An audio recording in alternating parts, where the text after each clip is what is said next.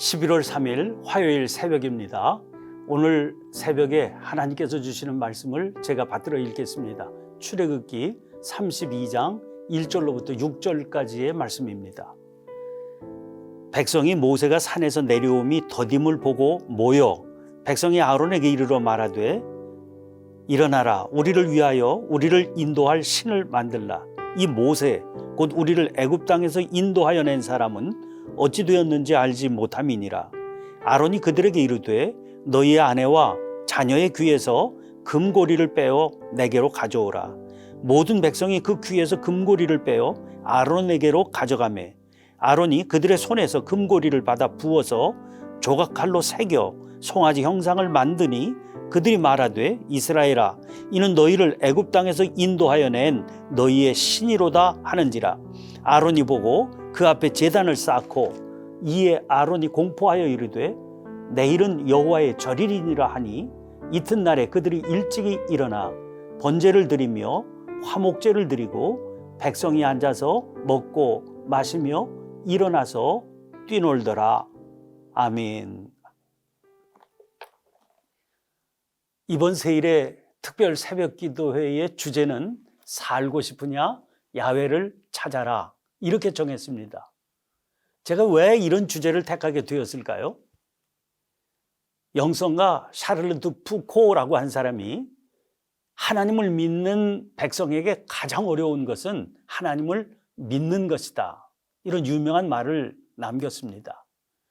믿음의 사람이다. 그렇게 자부하면서도 지독하게 하나님을 찾지 않기 때문입니다. 이스라엘의 광야 40년 생활은 바로 이 믿음을 훈련시키는 그런 시간이었다. 이렇게 볼 수가 있습니다. 출애굽기 14장을 보면 하나님의 역사하심으로 인해서 바로를 멋지게 꺾고 애굽을 빠져나와 출애굽한 이스라엘 백성들이 홍해바다에 당도했을 때 바로의 군대가 그들을 뒤쫓아오지 않았습니까? 그때 이스라엘 백성들이 하나님 찾았던가요? 찾기는커녕 불평과 원망을 터뜨렸습니다. 거기 12절 하반절 말씀 보면 애굽 사람 섬기는 것이 광야에서 죽는 것보다 낫겠노라 이러지 않았습니까? 그때 모세가 그들에게 뭐라고 그러던가요? 13절 하반절 보면 너희는 두려워하지 말고 가만히 서서 여호와께서 오늘 너희를 위하여 행하시는 구원을 보라. 너희가 오늘 본 애굽 사람을 영원히 다시 보지 아니하리라. 그렇게 선포합니다. 얼마나 그때 놀라운 일을 하나님께서 일으키셨습니까? 그런데 바로 그 다음 장이 15장이지요. 이스라엘 백성이 수르 광야길을 사흘길을 걸었는데 물을 얻지 못하고 마라라고 하는 곳에 이르게 됩니다. 그때 그 마라에서 물을 발견하기는 했는데 그 물이 써서 마시지 못했습니다. 그때 이스라엘 백성들이 어디 하나님 찾았던가요?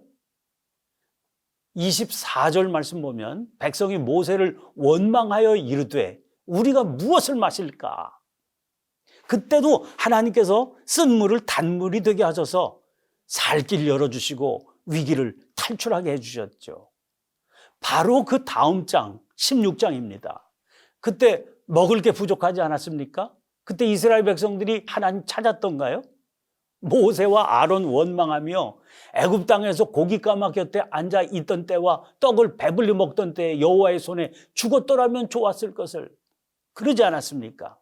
세상에 이런 배은 망덕이 어디 있겠습니까? 아니 그렇게 정말 그 시절이 그렇게 좋았다면 왜 자기들이 죽게 되었다고 하나님 앞에 부르짖었던 겁니까? 그 다음 장 17장입니다. 이스라엘 백성이 르비딤이라고 하는 곳에 장막을 쳤습니다. 근데 거기서도 마실 물이 없어요. 이미 마실 물이 없을 때 하나님께서 주신 그런 경험이 있잖아요. 근데 그때 하나님 찾았습니까? 2절 상반절 말씀 보면 백성이 모세와 다투어 이르되 우리에게 물을 주어 마시게 하라. 또 3절 말씀 보면 거기서 백성이 목이 말라 물을 찾으며 그들이 모세에게 대하여 원망하여 이르되 당신이 어찌하여 우리를 애굽에서 인도해내어서 우리와 우리 자녀와 우리 가축이 목말라 죽게 하느냐 그러지 않았습니까? 이렇게 해서 이스라엘 백성들이 시내산까지 도착하게 된 겁니다. 그러니까 계속해서 하나님께서 증거를 보여주셨음에도 이스라엘은 깨닫지를 못했던 겁니다. 무슨 사안이 벌어질 때마다 원망과 불평을 터뜨릴지언정 하나님 찾지 않았습니다. 그래서 하나님께서는 시내산에서 계명을 주셔서 믿음의 내용을 분명히 밝히시며 이스라엘 백성과 언약을 맺으시는 거죠. 자, 오늘 본문 말씀은 하나님께서 모세를 시내산 위로 불러서 율법과 계명을 주시는 그 시간에 산 아래에서 무슨 사건이 일어났는지를 보여주는 그런 장면입니다. 거기 본문 1절 말씀 보세요. 백성이 모세가 산에서 내려옴이 더딤을 보고 모여 백성이 아론에게 이르러 말하되 일어나라, 우리를 위하여 우리를 인도할 신을 만들라. 이 모세, 곧 우리를 애굽 땅에서 인도하여 낸 사람은 어찌 되었는지 알지 못함이니라. 그 산으로 올라간 모세가 40일이 되도록 내려올 줄 모르니까 백성들 안에 찾아온 불안과 염려가 있었습니다. 그때 지금까지 훈련한 내용을 보면 당연히 하나님을 찾았어야 되지 않습니까? 근데 하나님을 찾기는커녕 우리를 위해서 우리를 인도할 신을 만들어내라, 아론에게 요구하는 겁니다. 아니, 자기들이 지키기로 약속한 언약의 처음 두 가지가 뭐였던지요? 20장 3절 4절 말씀입니다. 너는 나 외에는 다른 신들을 내게 두지 말라. 너를 위하여 새긴 우상을 만들지 말고 또 위로 하늘에 있는 것이나 아래로 땅에 있는 것이나 땅 아래 물속에 있는 것에 어떤 형상도 만들지 말며, 바로 그 계명을 주시고 언약을 다짐했던 거거든요. 나 외에는 다른 신들을 내게 두지 말라고 그러셨고 너를 위하여 새긴 우상 만들지 말라 하셨습니다. 그런데도 그들은 우리를 위해서 우리를 인도한 신을 만들라, 그리고 요구한 백성들의 요구에 굴복한 아론이 제시합니다. 귀에서 금고리를 빼어서 가져오게 해라. 그래서 조각칼로 새겨서 송아지 형상을 만든 거죠. 만들지 말라고 그렇게 말씀하신 새긴 우상을 만든 겁니다. 그렇게 만들어 놓은 우상을 놓고 선포합니다. 4절 하반절 말씀 보시면 이스라엘아, 이는 너희를 애굽 땅에서 인도하여 낸 너희의 신이로다, 이렇게 선포합니다. 그러니까 갈수록 더 엄청나고 놀라운 일이 벌어지게 됩니다. 오늘 본문 5절을 보세요. 아론이 보고 그 앞에 제단을 쌓고 이에 아론이 공포하여 이르되 내일은 여호와의 절일이니라 하니. 이거 무슨 말입니까? 이 금송아지가 너희를 애굽 땅에서 인도하여 낸 너희의 신인, 즉 여호와라는 거예요. 이 금송아지가. 그리고 그 내일이 된 이튿날이 되니까 그들이 일찍이 일어나서요, 금송아지에게 번제와 화목제를 드리고 먹고 마시며 일어나 뛰놀았다, 그렇게 말하고 있습니다. 여러분, 도대체 하나님과 이스라엘 백성이 언약을 맺은 지 얼마나 되었다고 이런 일을 저지를 수 있었을까요? 어떻게 이런 일이 가당키나 한 일이겠습니까? 믿어지기 어렵지만, 믿기 어렵지만, 그러나 그게 인간의 현실인 겁니다. 그러면 이런 일이 벌어지게 되는 게 인간의 현실이라면 도대체 그 원인이 무엇일까? 이게 궁금하지 않습니까? 에리 프롬이라고 하는 학자가 1941년도에 써낸 책이 있는데 제목이 자유로부터의 도피라고 하는 유명한 책입니다. 1941년은 이제 독일 사회에 나치 정권이 등장해서 세력을 키워가던 그런 시기거든요. 프롬은 이게 이해가 되지 않았습니다. 왜냐하면 자유와 이성이 존중되는 독일의 시민사회인데 시민들 스스로 히틀러의 이런 파시즘 정권, 나치 정권을 선택한 거거든요. 도대체 이 원인이 뭘까? 이걸 질문을 던지게 된 겁니다. 그래서 이 질문에서부터 출발하게 된 연구의 내용을 저술해 놓은 책이 자유로부터의 도피라고 하는 책입니다. 그의 연구 결과는 이런 겁니다. 자유에는 반드시 책임이라고 하는 무거운 부담이 주어지게 마련입니다. 그래서 이 앞에서 인간이 택할 수 있는 두 길이 있다는 거예요.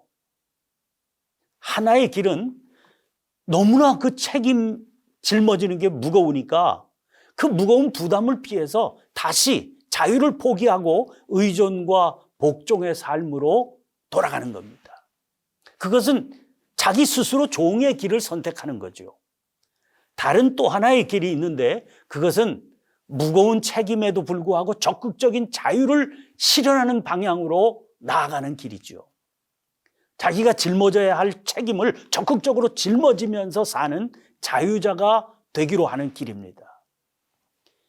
그런데 성경에는요, 프롬이 연구하고 저술을 펼쳐내기에 오래전에 이미 이 문제가 거론되어 있습니다.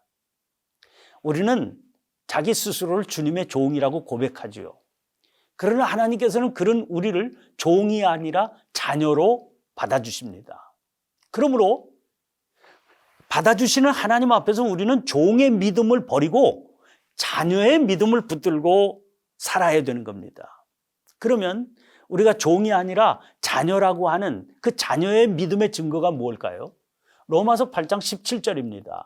자녀이면 또한 상속자, 곧 하나님의 상속자요, 그리스도와 함께한 상속자니 우리가 그와 함께 영광을 받기 위하여 고난도 함께 받아야 할 것이니, 그렇게 말씀하고 있습니다.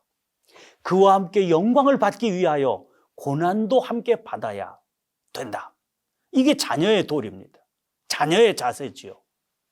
그런데 아무리 자녀라고 그래도 연약하기 짝이 없는 인간이 어떻게 그 무거운 고난을 감당할 수 있겠습니까? 8장 14절 15절 말씀 보면 이렇게 돼 있습니다. 무릇 하나님의 영으로 인도함을 받는 사람은 곧 하나님의 아들이라. 너희는 다시 무서워하는 종의 영을 받지 아니하고 양자의 영을 받았으므로 우리가 아빠, 아버지라고 부르짖느니라. 자녀는 종이 아니라 자녀라면 아빠, 아버지라고 부르짖을 수 있는 존재라는 겁니다. 하나님은 이스라엘을 당신의 자녀로, 당신의 백성으로 받아주십니다.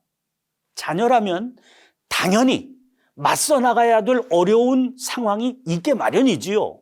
그러나 그 어려운 상황 앞에서 언제나 아빠, 아버지를 향해서 부르짖을 수 있고 그렇게 부르짖을 수 있기만 하면 된다는 겁니다. 그러나 이스라엘은 자녀로서 맞닥뜨려야 될 자유의 대가인 그 어려운 상황만을 보고 있는 겁니다. 그래서 그런 상황이 부딪혀 오면 아버지를 향해서 부르짖을 생각을 하지 않고 그 상황만 보니까 두려움에 휩싸여서 피하고 싶어 하는 거죠. 이거는 종의 믿음을 가진 자들이 보이는 전형적인 양태입니다. 이런 믿음 가지고는 젖과 꿀이 흐르는 땅의 영광을 누릴 수가 없는 겁니다. 그래서 하나님께서 계속 이스라엘 백성들을 훈련시키고 연단시키시는 것이죠. 살고 싶으냐? 나를 찾아라.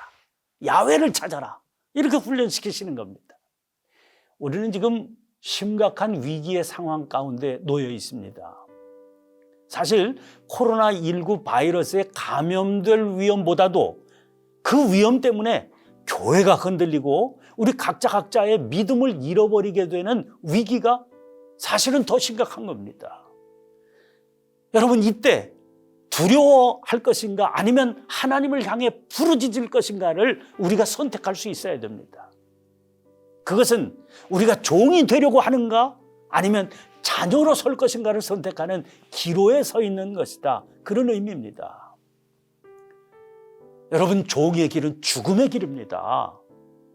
자녀의 길에 서 있을 때만 우리는 살 수 있는 겁니다. 그래서 성경은 예언자를 통해서 말씀을 주고 계시는 거예요. 주님의 총꽃이지요. 살고 싶으냐? 나 야훼를 찾아라. 기도하겠습니다. 살아계신 하나님, 이 새벽에 금송아지 경배하는 이스라엘의 모습을 통하여 하나님을 믿는다고 하면서도 정작 하나님께 구하지는 않고 엉뚱한 것에 기대고 의지하려는 저희들의 모습을 보게 해주시니 감사드립니다. 간절히 구하오니 종의 믿음이 아니라 아들의 믿음을 붙드는 저희들이 되게 하여 주시옵소서. 두려움의 길을 버리고 믿음의 길에 서게 하여 주시옵소서.